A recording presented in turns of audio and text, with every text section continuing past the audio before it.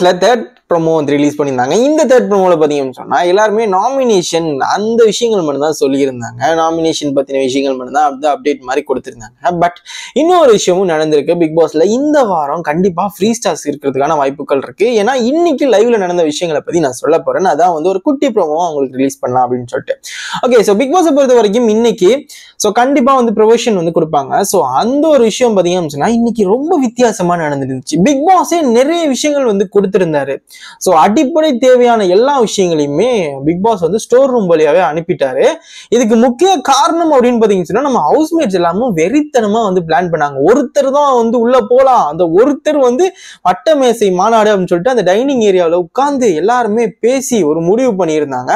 But big pass எல்லாருக்குமே ஒரு twist அடிக்கிற விதமா அதெல்லாம் நீங்க போறதால நாங்க உங்களுக்கு வந்து நார்மல் ஐட்டம்ஸ் எல்லாமே கொடுத்துருவோம்னு சொல்லி தேவைக்கு அதிகமாவே வந்து எக்கச்சக்கமான ஐட்டம்ஸ் வந்து கொடுத்திருந்தாங்க. எல்லாருக்குமே ரொம்ப அதிர்ச்சி. அண்ட் அது மட்டும் இல்லாம லக்ஸரி பட்ஜெட் டாஸ்க்கும் வந்து கொடுத்திருந்தாங்க. அதுல பாத்தீங்கன்னு சொன்னா அந்த ஒருத்தர் அப்படின்ற ஒரு விஷயத்தை இந்த இடத்துல யூஸ் பண்ணிக்கலாம் அப்படின்னு சொல்லிட்டு எல்லாருமே செலக்ட் பண்ணியிருந்தாங்க. என்ன அப்படின்னு சொன்னா விஜய் வர்மாவை ஏன் செலக்ட் பண்ணுவாங்க அப்படின்னு சொன்னா அந்த இடத்துல ஸ்டோர் ரூம்ல போயிட்டு கடற்கரை எல்லாத்தையுமே எடுத்து போடணும் இல்லையா, அந்த மார்க்கெட் ஏரியாவில். அந்த மார்க்கெட் ஏரியாவுக்கு இவர் தான் வேகமா பண்ணுவார் அப்படின்னு சொல்லிட்டு ஏகமானதான் ஒரு முடிவு பண்ணியிருந்தாங்க.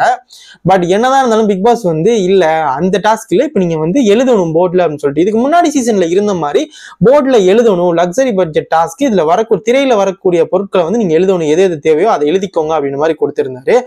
அடடே அப்படின்ற மாதிரி போச்சு. ஆமா, வேற லெவல்ல வந்து விஜயவர்மன் நிறைய பொருட்கள் வந்து இந்த வாட்டி எழுதியிருந்தாரு. இந்த வாட்டி வந்து ஃபுட்டுனால எந்த ஒரு சண்டையுமே வர்றதுக்கான வாய்ப்புகள்ல அதிகமாவே தேவைக்கு அதிகமாவே பிக் பாஸ் வீட்ல வந்து ஃபுட் இருக்கு அப்படின்றதான் உண்மையான விஷயம் இருந்துச்சு.